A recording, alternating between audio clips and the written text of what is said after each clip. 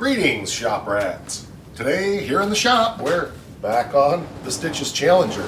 I'm sure that completely shocks you, but we have had a burn on getting this car ready to put on the rotisserie now for about the past month.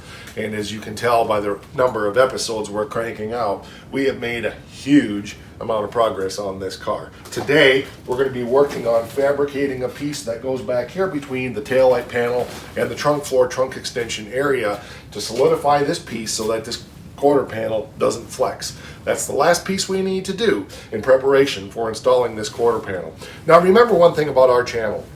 The things that we do here might be directly working on the 70 Challenger or the 70 Duster or the 47 Ford or the 26 Oakland or any of the other 9 cars we have here, but everything we do can directly apply to your project. So keep that in mind as we move forward. Let's watch the show intro. You'll get a little glimpse of just some of the cars we have here, and I'll meet you on the other side. I'm Mike, and this is My Car Shop.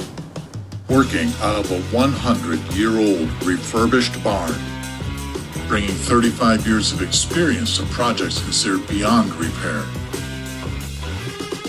Vision, creativity, and problem solving are essential tools in this place. Watch as we transform junk into polished metal miracles. This is My Cars Shop. One of the great challenges of living where I do here in the Great Plains of Michigan is wind. We are under a constant barrage of wind. There are days that I know if I walked out of this barn with a piece of plywood in my hand, I probably would end up 15 miles over in the next town. It's always windy. You hear that wonderful annoying buzz in the background probably, and some of the work that we had done on the garage door, there's a piece of the Tyvek that's buzzing somewhere, so I have a wind leak up there because I haven't finished that job, just like everything else around here. But it's cold in here today, but we're going to go ahead and get this done anyway. I have the time and I have the energy to get this done, so we'll put up with some cold, get the furnaces fired up, and get after it. So let's fabricate some pieces to put this back together here so it doesn't flex anymore. So the piece that we're talking about is the continuation of this right here to come over here and tie in, and because this is so rotted, we're going to have to make that a little more complicated than this, although I've been thinking about taking this piece back out and actually doing something different with it. But I got a couple other ideas of what we might do there that are going to really help give this some strength. But we're going to start by getting this piece done in here first, and that will really make a difference. If I can set this up, we'll show you. Have I mentioned just how annoying that buzz is? Okay, so between here and here you can see how much deflection we have. Now some of that is because the quarter panel's not on here, and this of course would be attached to the quarter panel, and that would bring this trunk extension tied in anyway. But we really want to make a nice big solid piece, I think, in here to give this a lot of solidity, is that the word? To keep that from flexing like that, even without the quarter panel. That takes some strain off of an actual cosmetic panel, and I think that's wise, although of course we know that on unibody cosmetic panels are part of the strength. But I think we can make a nice piece that will go up in here and fill all of this in. Of course we need to make sure that it has this flat flange here because there's a piece that screws up from underneath. But I think we can get a nice piece in here, and then I think we'll make another piece to kind of go down along there to just give this a lot more strength. I was talking with my buddy Chris the other day, and he said the same thing I've observed. I probably have 4 or 6 tape measures out in the shop. I'm lucky if I can ever find one at a time. You guys have that same struggle? It's ridiculous. Okay, so I'm going to go with a piece here that's about 8 inches long, and we're going to do some compound bends in this as well. So we're going to need a piece about 8 inches by, I don't know. Let's figure that out. Probably go the same width there, so 1.5 inches by, it looks like 1 3/4 actually. 1 3/4, 1 3/4, another 1/2 inch, and then maybe another 1/2 inch. So what do those add up to? 1 3/4, 1 3/4 is 3.5. 4.5. Yeah, we'll go with a piece that's about 4 3/4 inch just to give us a little bit of extra, because we're going to bend, bend, bend, and then bend. So that's going to be a fun little piece to make. We end up making it in two, but we'll try to make it in one. There's obviously going to be limitations on what my sheet metal brake can do, but the biggest limitation is probably going to be what my mind can do to calculate exactly what I should bend first, and then the subsequent bends after that, because if I bend the wrong thing first, I definitely will run into a problem and not be able to make all the bends. So it'll be my brain probably more than anything. Something that might be a little different you've not thought of before, I don't know, but instead of making a cardboard template to make the metal, I'm actually using my metal from what I calculated I need to make a template. And the reason for this template is to think ahead a little bit on exactly what I want to do for the bends, and then we will use a scrap piece that's not nearly this big to put in the brake to make sure that my thinking is proper on what bend needs to happen first. And if I can even do, let's see, we need 1, 2, 3 bends in this. So we'll lay this out and see what we can do. Oh look, I found a second tape measure. Probably should bring that back in the house. It's my wife's. I've only had it for about, I don't know, 35 years maybe, 30 years. Oops. Anyway, so we're going to go ahead and lay this out at our dimensions here, 1.5 inches, 3, which is 1.5 inches, and then I got to double check that dimension, make sure it's half and half. Not totally sure on that one, so let's go do that real quick. Yeah, that's pretty much a 1/2 inch. So then that's going to leave the rest. I'm going to go a little bit bigger than half, just to allow for some bendage. So again, 1.5 inches, 3. I'll go half fat, which is basically 5/8. Okay, so those are where our bends are going to be. One thing to mention, and again, you probably know this, but I try not to assume anybody knows everything, is don't measure 1.5 inches and then come in and do another 1.5 inches and then do a 1/2 inch from that. Always do your datum, start at one point, 1/2 inch, 3 inch, et cetera, et cetera. That way you're not messing up as you go, because you'll compound errors as you go forward. Okay, let's do a little lineage.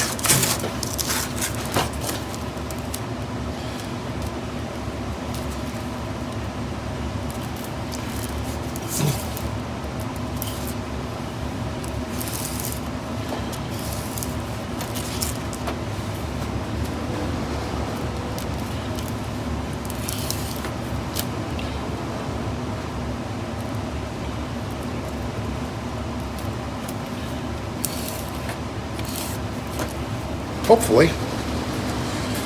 Okay, let's cut it all that out. Let's see what we got.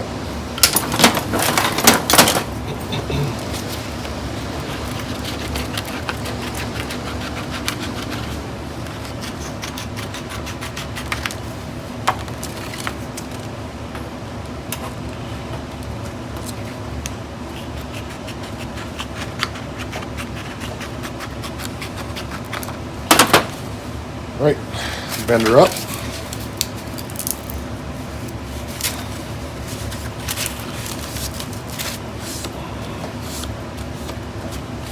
That gives us our first bend. Then our next bend goes this way.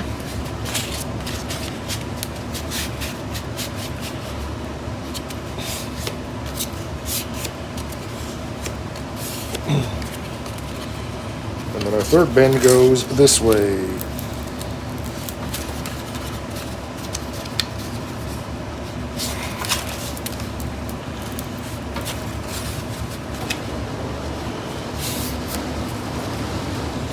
Good enough for the girls we go with, right? Won't tell my wife I said that. Okay, so this is pretty much what that piece is going to look like. So let's go hold that template in place and see what we got. I can already tell that my dimension is, well, no, it's not as off as I thought. A little bit, but we'll compensate for that. But that's going to come over like that, and then come up like that. Yeah, that's pretty good, actually. And then across like that. And then come up like that. And we'll trim this down a little bit more. But dimensionally, it's actually pretty good.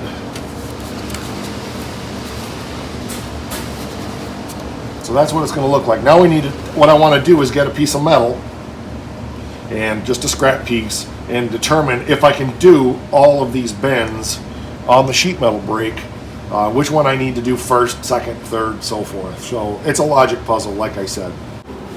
After spending some time thinking, I think we can do it, but I'm going to have to take my plate off of here so that I only have the 1/2 inch piece in there that was original.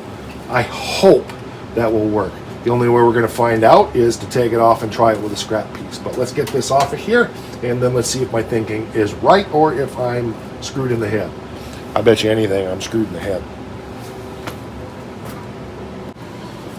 All right, we got that off of there. And if you remember, a long time ago in Bethlehem, I had modified this thing because it doesn't do the best bending like this. It's a cheap piece of garbage. But that works really well for certain things, but obviously we want to try to, I feel like I'm missing a line, no, we're okay. Want to try to get this different. So I think the first bend to make is this one right here. No, this one right here. So let's clamp that down. And then bend that one, that's a 90. Okay, very good. Now this is the trick here, is we need to put this in here like this and bend it the other way. So that's the minimum I can do. So hopefully that's going to work. That may be a little bit wider than half. Technically I think this should be adjusted this way a little bit more. Let's do that real quick. The brake is off just ever so slightly. So we'll adjust that over a little bit so we can get a little better bend, and then hopefully that meets our 1/2 inch line.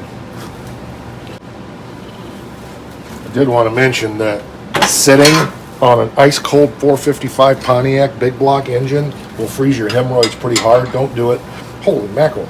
I'm not sure I'm going to warm up at all for the rest of the day after that one. You ask, why do I have a 455 Pontiac? Well, hint, hint, it might be for sale, or maybe, if I'm lucky, I might have another project car coming that engine would go in, so you never know. I'm mysterious like that. Okay, so what we're trying to do is bring this out so that it's tighter to the...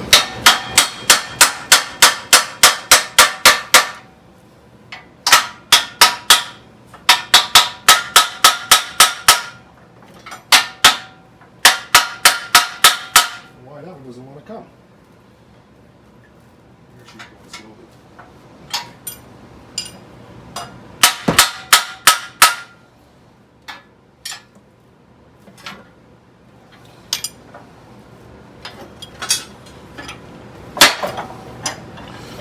It's a little bit too tight. Let's back her up just a little bit.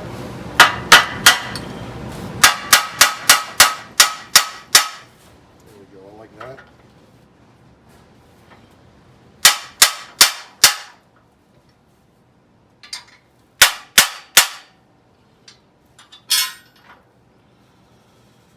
What I don't want to do is get it so tight that it shears the metal, but I think we're okay there, so let's tighten it down and try it.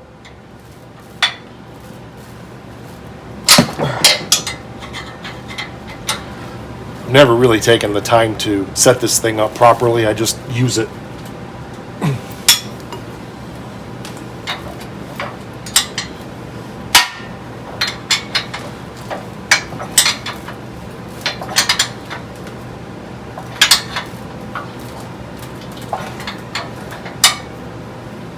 Ow!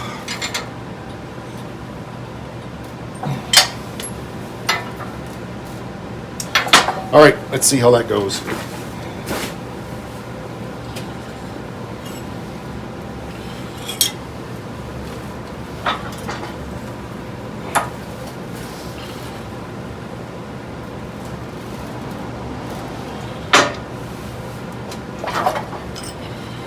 By jinkies, I think that's good, and I actually got a tighter bend than I was expecting, so that's good.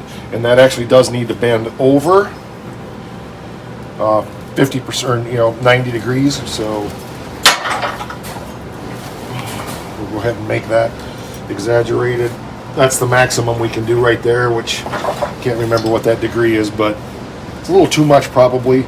Now our next bend needs to be this way, which my line's on the wrong side, so we gotta transfer that over, and we should be able to do this, so let's try it. This one should be a 90.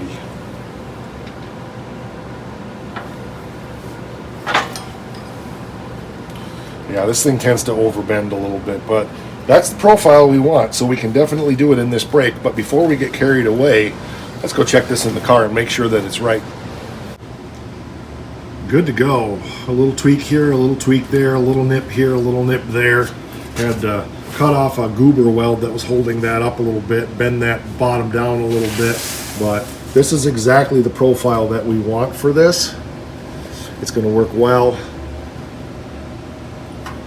Might be what I should have done for the whole thing, but I think I'm gonna just make a little L piece to go along here. The end of this being strong, I think, is going to make the biggest difference. So we'll make a little L piece to go along the top just to reinforce all of that, and we should be in good shape then. One of the things I always try to do, and you've seen me do, but I'm not sure I've mentioned, if I have, worth mentioning again, get the metal good and clean before you get started. Get all your burrs off. That way you got clean surfaces to lay out with your markers and so forth.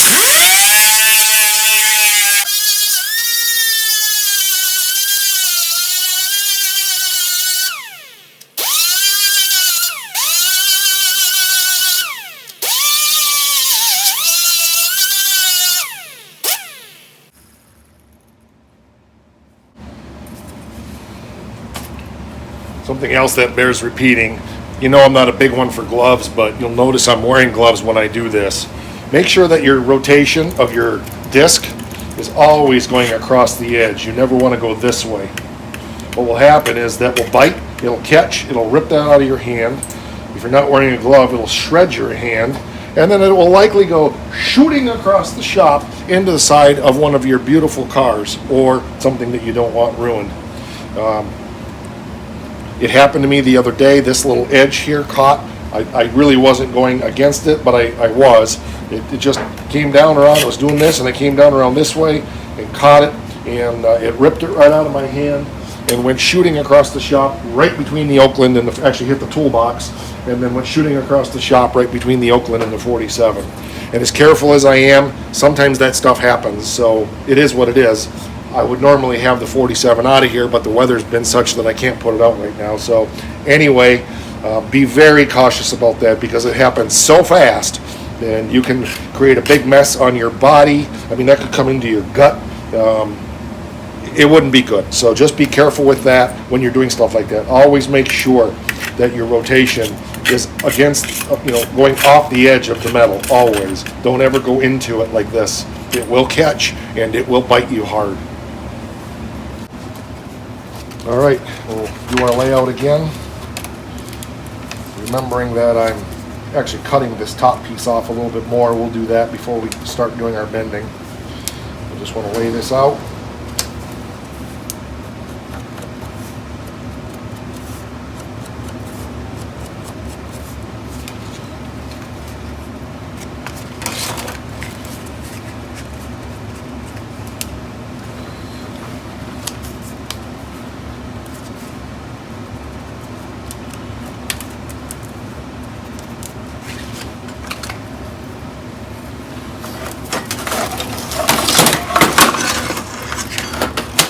Need a few more things on top of my sheet metal. Good Lord.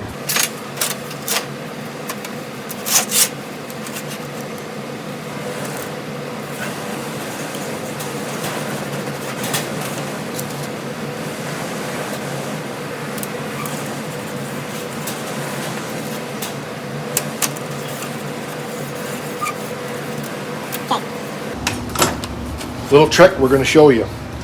Now I need to have these lines on the other side too, or at least some of them, to know where they go. Rather than trying to transfer them over, it's real simple. Take my own vice put glove on here. It's real simple to just take your cutoff wheel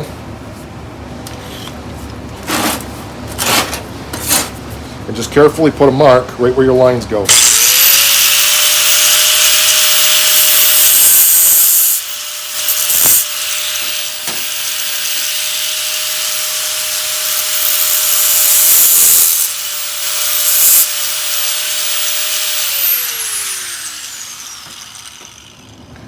Remember from bending the other one, we know that this is the only one that we have to bend from the other side. Now I have little notches. I know exactly where my lines are.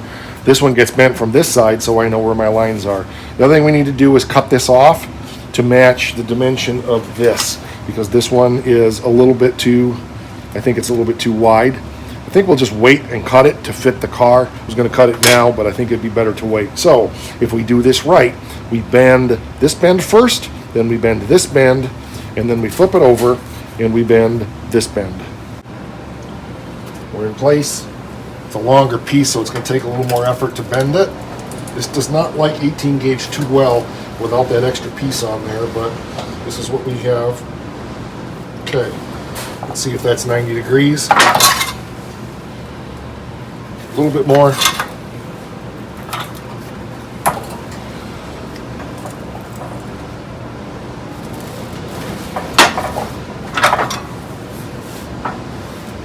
A little too much.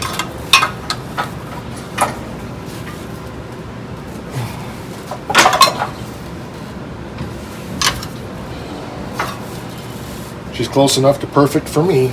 Oops, I need to go make my notches so I know where that one goes. Although I think, yeah, we don't need to, because this is it. This is what we do. Because it goes flat against here.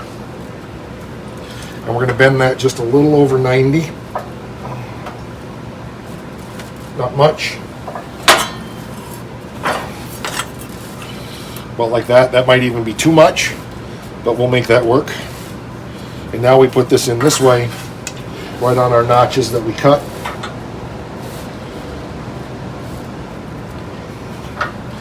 And hope like HE double toothpicks that everything is good. And we need a 90.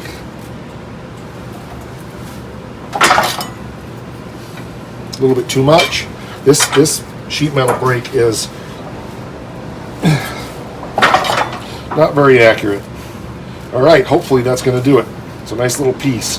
I think this angle is going to be a bit too much, but we can go back over here and tweak that.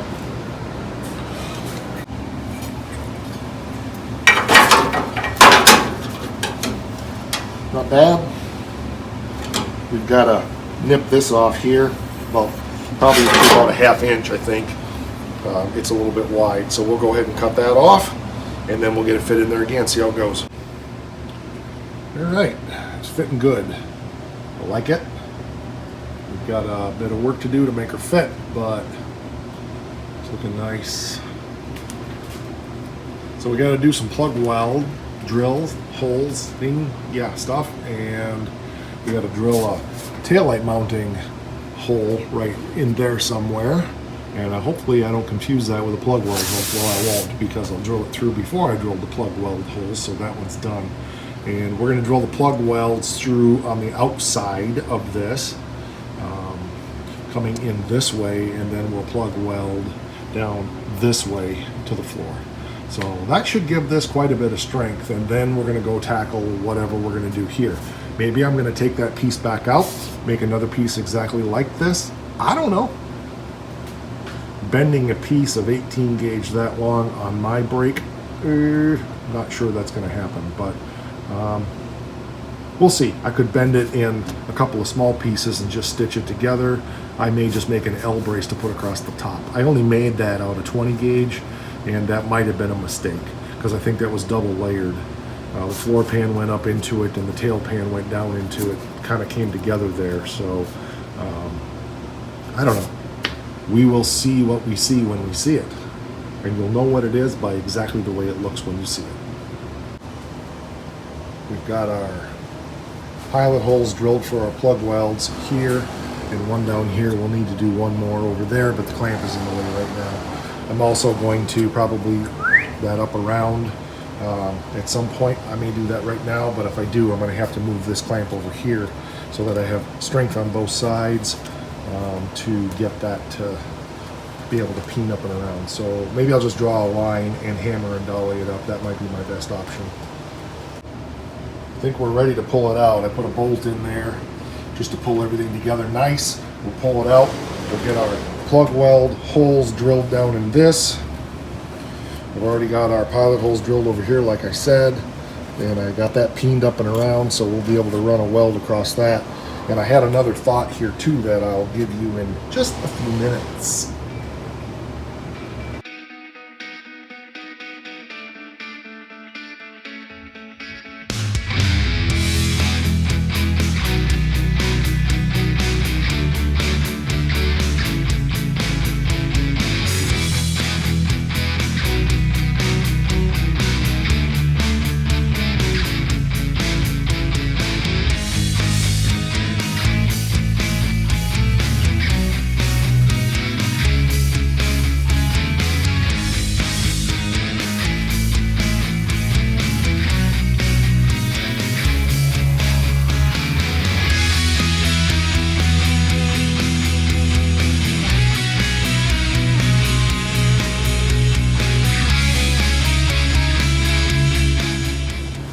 Got my plug weld holes drilled. I just need to clean out the material underneath.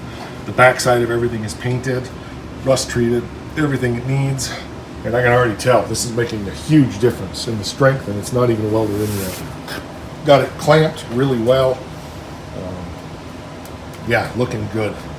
So I think we're ready to go ahead and so we'll go through with a broken drill bit, clean those holes up really good, and then go from there.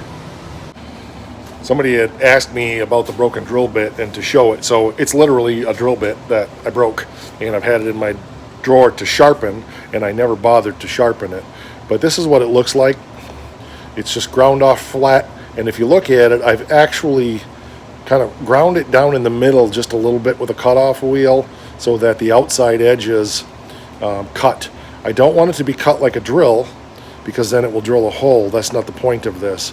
So I've been going to pick up a cheap end mill from like Harbor Freight or one of those places, and but this broken off drill bit works pretty good. So we'll go through and get this done, and that's what it looks like up close and personal. So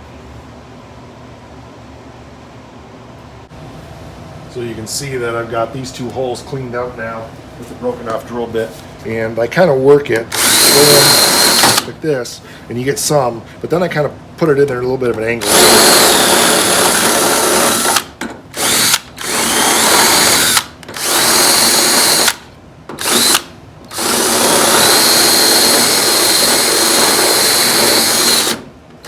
The goal is not to get it 100%, but it's to get the majority of that out of there so you don't end up with contaminants in your welds.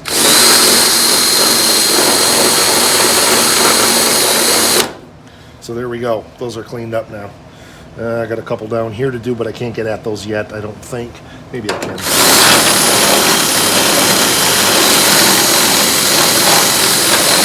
Okay, we kind of can. Thought there was one more. Yeah, there's another one over there, but it's behind the clamp. So we'll get these in there, and then we can take some of these clamps out. Got a couple more over here to do. We'll get those done, and then we'll start welding.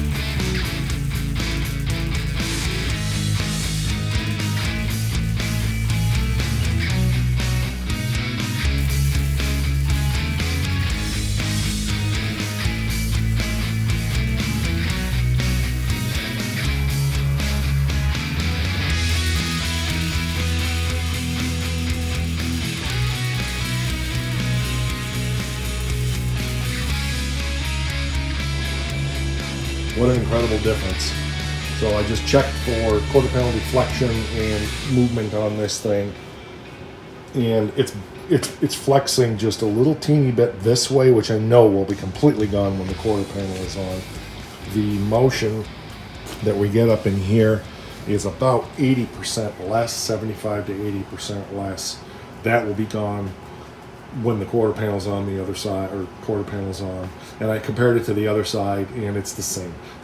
I've always seen just a little teeny weeny bit of deflection over there, and that's fairly normal on a unibody car. So I'm really happy with the way this is turning out.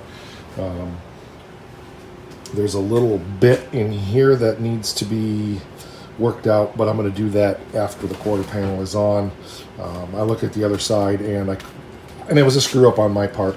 This trunk extension, actually this piece would have come right to this end, and if I had just moved it over a little bit more, we would have been fine, but it is what it is. I've got that other piece that I made here, so it will be easy enough to shoot a little piece in there. Not a problem at all. So we'll just kind of let that set aside, but it's turning out really good. Now, the discussion. So I've been thinking about this the whole time I've been working on this car, and I realized that basically what I've done right now is kind of made the tail panel piece. It's not 100% welded in yet, but I've already made that tail panel piece to go in there. So I'm going to make just a piece that bends and goes down. We're going to do this right now, I think. Just has that 1/2 inch that comes over and then goes down that 3/4 of an inch. And so, like that. Put that on to cap that. Then when I put the floor in, I'll run the floor up to it, and we'll be able to weld right along that bottom edge, and that will be stronger than factory. And when we get over there where all that rust is, we'll do the same thing. So just a lot of pondering here. What I'm going to do right now with this little 1/2 inch by 3/4 inch piece is going to do nothing really to strengthen the back of this up any more than it already is. All that strength is right here at the end of the frame, but there's some rust and stuff in there, and to have a piece, I've cleaned all that up, but to have a piece that goes over the top like this will just give that even more material, and I'll just leave that in there. I think there's a piece that goes up underneath. It's not, I cut out all the rusted metal and ground it away. It's been rust conditioned, so it's going to be fine. And I'm kind of liking the idea of this, because then I can, when I put the floor in, I can kind of shoot that right in there and along like that, and it will be just all right. That's going to work really nice. I just got to clamp it down this way at that other end, and then we can plug weld it from the other side. Always plug weld from your thinnest metal to your thickest metal, so make sure that your thickest metal is the backing piece. So then if we want, we can go along and spot it right along this top edge, and that'll give it a lot of strength, and then my floor pan can shoot up and match it and go right up like into here probably when I make the floor pan. I don't know, we'll see. We're not to that point. Squeeze her down over there. Let's take you out here and show you my plug weld holes here, and then I've got some up this way as well. So we got to go through and clean those up, get the paint out of them, and then weld her up. Boom, just like that. So there's a little more to do, but I'll do that when I do the trunk floor. I want to solid weld it between there and there, and I'm probably going to go through and shoot some stitch welds between here and here. I'll go down and put just some tags in there. Not yet. We'll wait till we do the floor. But lots to do. Well, not lots to do, but it's looking good. I want to get in here and get all this cleaned up in preparation, at least get it done over into that area before we put the quarter panel on. So we'll get that done. There's some rust in there, but I think I'm not going to worry about all of that up in there right now. We'll do that when we deal with other things. I really want to get this quarter panel on, so I think that's going to be what's happening on the next episode. We are getting very close to being able to hang this thing on the rotisserie, and the nice thing is I could probably hang this on the rotisserie without the quarter panel now. This back end is so stiff, but I'd like to give it just that little bit of added strength. And it's gonna, it's gonna take a while to build the adapters and so forth to get it on there, but I'm excited about it. We're getting close. You wouldn't think something like that little teeny bit would take so long. Probably had 4 hours into that, but worth every minute of it. It's just a lot of thinking and tweaking and planning and coordinating and engineering. Not engineering, but just getting stuff done. But I think what we did, where are we? There we go. What we did there today, and of course back inside of there, All of that just looks amazing, doesn't it? It's really awesome to be able to push on the back of this car and not watch everything moving and flexing, and so we're good to go. I'm really excited to get the quarter on it, watch how that strengthens it up. Like I said, the more I'm thinking about the future of this car, I still might put a roll cage in it. It certainly isn't going to need it for chassis strength for a daily driver, well, not a daily driver, but a regular driver in a show car. But I'm kind of thinking about, I'm not changing the direction on anything I've talked about, but I am kind of changing my mind a little bit on what I'm going to do with this car when it's done. Now, maybe I've alluded to it, maybe I haven't. Drop it in the comments. What do you think I'm going to do with this car? Once it's all done and shiny and pretty, what would you like to see happen with the car? Trailer queen, show car, driver, burnout car, drag car? You tell me. I probably already have said some things, but we'll see if you're paying attention, because this is like school sometimes, and there's a test, so this is your test. I really appreciate everybody who's here. I can't even begin to tell you how much I appreciate all the support. You guys are amazing. It just continues to blow my mind. The channel keeps growing. We just got notified recently that we've surpassed 8,000 hours, viewing hours on the channel for its lifetime, and we're well over 6,000 hours in the last 365 days. So we just need to get that last 100 or so subscribers and to hit that mark where our channel can get monetized. So we're really excited about that. We're on the face thing. Instant Grandma, we're there too, /MyCarShop.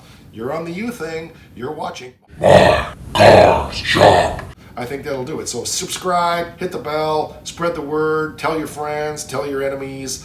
If you don't agree with what I'm doing, at least come here and laugh.